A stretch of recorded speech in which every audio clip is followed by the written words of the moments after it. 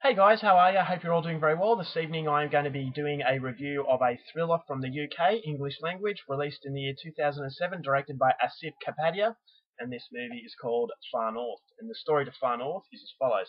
Life as they know it will never be the same in this chilling epic thriller about the battle for survival, unexpected passion, and the temptation of revenge. Haunted by a violent past, Savia and Anya share an isolated, brutal existence in the desolate Arctic tundra.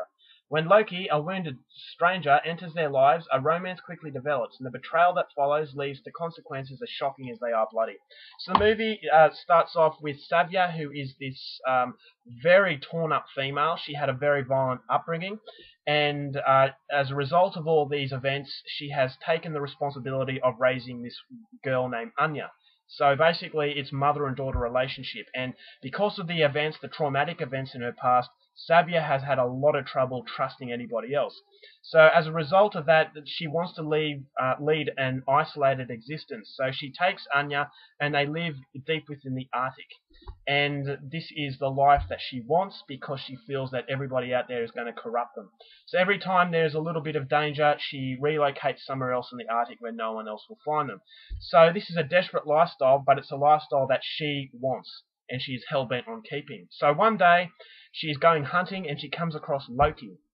Loki is a wounded soldier and he is barely clinging on to life. Now, initially, Sabia doesn't want to help him. She's just going to leave him for dead. But then she has a change of heart and she takes him back to the tent that herself and Anya are living in, and she restores him back to health. Now, complications arise from this because Loki has an attraction to Anya, and this threatens to destroy everything that Savia has been striving for. So this threatens to boil over into a very shocking climax that I'm not going to give away. So if you like the way that sounds and you want to know what happens in the end, you're going to have to go out there and see this film for yourself. Now, my thoughts on Far North. This is a very powerful and disturbing film, so I have to stress that to start off with.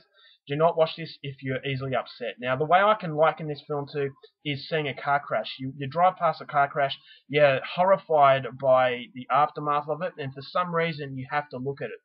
And you hear about it all the time, that people, it's a morbid curiosity that you have to look at this car crash. And that's exactly the same feeling I got with this film. There are some horrific things that happen straight from the start. And you think to yourself, oh God, it's going to be one of those films, I don't really feel comfortable watching it, but why are you watching it? And the answer to that is because it has a strange, captivating hold upon the viewer.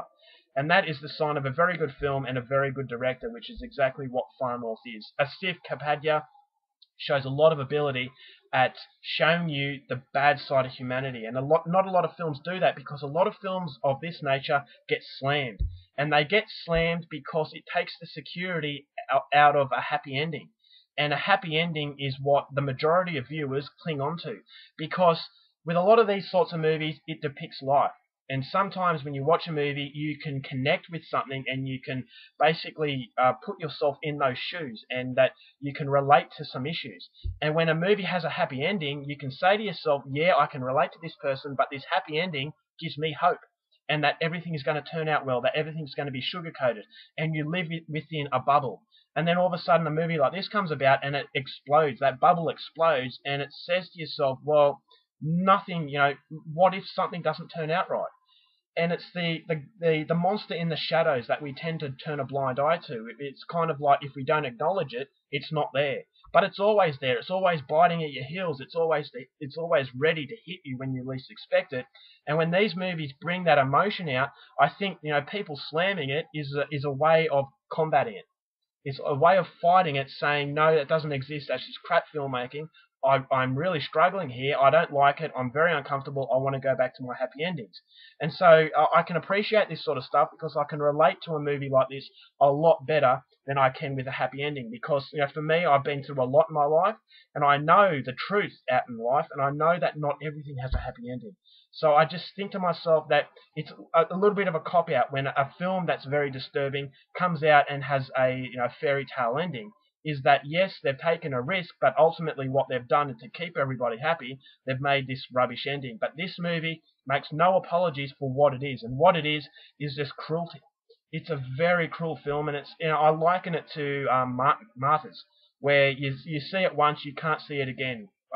within a few months, I guess you could say, because it drains you out of all of your energy. It's a very, very depressing film.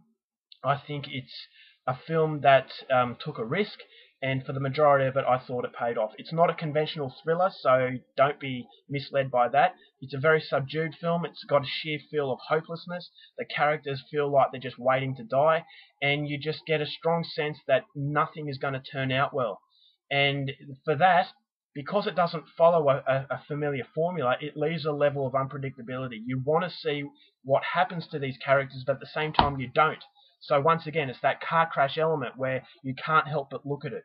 And that's exactly what you get with this. You know that something is going to happen that's going to be bad and it's going to be awful, and you're not going to see it. But that curiosity inside you makes you want to go out there and see it. And it's just got a strange, captivating sort of hold upon the viewer. And for me, that's experiencing a film rather than enjoying a film. And if you're a fan of this type of movie, then I would definitely recommend Far North for you. But if you're a fan of the movies that have a positive outcome, then maybe Far North is a movie that you could probably skip.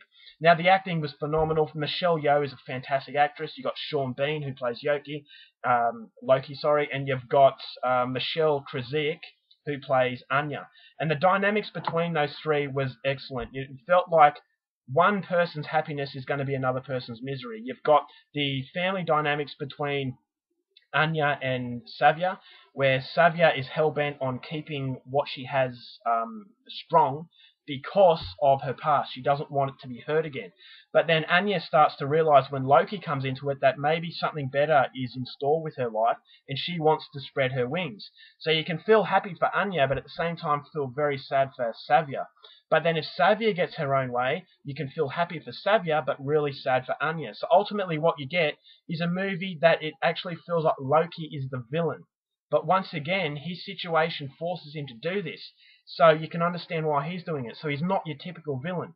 And this is not your typical film. So it's a movie that is tragic rather than a straightforward thriller. The violence is very hard-hitting. There's violence against animals as well, so I'm sure that this is going to upset a lot of people. The ending was absolutely gut-wrenching. I thought it left me shaken.